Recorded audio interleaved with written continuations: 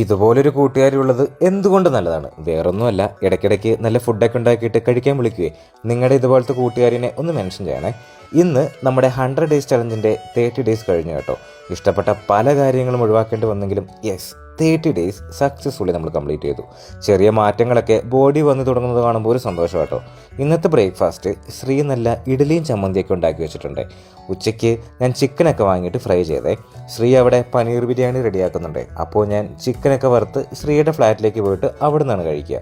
എല്ലാ വീക്കെൻഡ്സും ഞങ്ങൾ ഇങ്ങനെ കേട്ടോ ചെയ്യുന്നത്. ചിക്കൻ കുറച്ച് കരിഞ്ഞു പോയെങ്കിലും സാരില്ല. ഇതുപോലൊരു കൂട്ടുകാരി ഉള്ളതുകൊണ്ട് ഇടയ്ക്ക് നല്ല അടിപൊളി ഫുഡൊക്കെ കഴിക്കാം. അങ്ങനെ ബിരിയാണിയും ചിക്കനൊക്കെ വയറ് നിറച്ച് കഴിച്ചു കേട്ടോ. വൈകുന്നേരം ചുമ്മാ ഒന്ന് പുറത്തേക്ക് ഇറങ്ങി ചായയൊക്കെ കുടിച്ചിട്ട് നേരെ ബ്രൂക്ക്ഫീൽഡ്സ് മോളിലേക്ക് പോയി. ശ്രീക്ക് എന്തൊക്കെ വാങ്ങാനുണ്ടായിരുന്നേ. അങ്ങനെ ഞാനും ആണെന്തും അവൾ കയറി ഇറങ്ങിയ കടകളിലൊക്കെ കയറി പോസ്റ്റ് അടിച്ച് വായി നോക്കി നിൽക്കുമായിരുന്നു. എന്നിട്ട് എന്തേലും അവൾ എടുത്തോ? അതുമില്ല. ഇവരെന്താ ഇങ്ങനെയല്ലേ? ഒരു 10 കടയിൽ കയറിയിട്ടും എടുക്കാണ്ട് വരും. ഇതൊരു ആഗോള പ്രശ്നം തന്നെയല്ലേ ഗൈസ്? എന്താണ് നിങ്ങൾക്ക് തോന്നുന്നത്? അങ്ങനെ ഞങ്ങൾ കറക്കമൊക്കെ കഴിഞ്ഞിട്ട് പോകും കേട്ടോ. അപ്പോൾ ബൈ ബൈ.